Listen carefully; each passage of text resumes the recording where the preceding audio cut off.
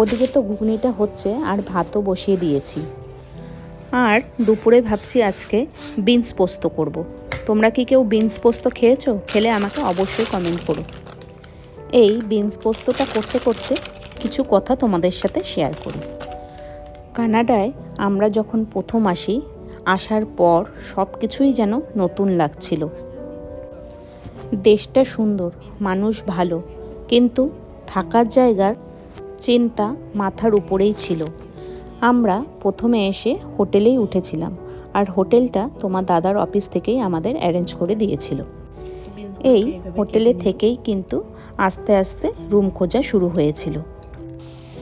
সেই ভেবেই আমরা প্রায় 1 মাসের কাছাকাছি হোটেল রুমেই ছিলাম।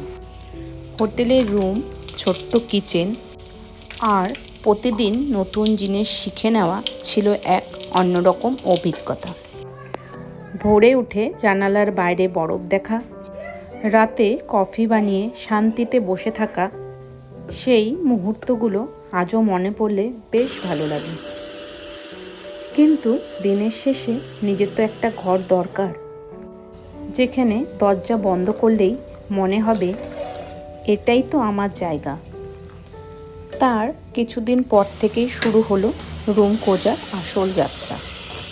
প্রথমেই ফেসবুকের মার্কেট প্লেস, কিজিজি আর রেন্টালসের মতো সাইটগুলো খোঁজা শুরু করলো তোমার দাদা। তারপর ব্রোকারকে বলা হলো রুম খোঁজার জন্য। অনেক পোস্ট, অনেক রুম, সব কিছুই দেখা হলো, কিন্তু কোনোটাই আমাদের মনের মতো হচ্ছিল না। কোথাও বাজেট ঠিক মিলল না, আবার কোথাও লোকেশন ঠিক পছন্দ হলো না। এই রুম খোঁজা ছিল এক সত্যিই ধৈর্যের পরীক্ষা। অনেক সময় দরজা খুলেই মনে হতো এটা নয়, আবার কোনো কোনো রুম দেখে মনে হয়েছে হ্যাঁ এটা হতে পারে, কিন্তু বাজেট। এইভাবেই দিন যেতে লাগলো। তোমাদের সাথে গল্প করতে করতে আমার সব কাজ কিন্তু শেষ হয়ে গিয়েছে। এখন আমি একটু খেয়ে নিচ্ছি। পরের গল্পটা সম্পূর্ণ শুনতে হলে পরের ভিডিও কিন্তু তোমরা অবশ্যই দেখো। আশা করি তোমাদের ভালো লাগবে। ততক্ষণ সবাই খুব ভালো থেকো।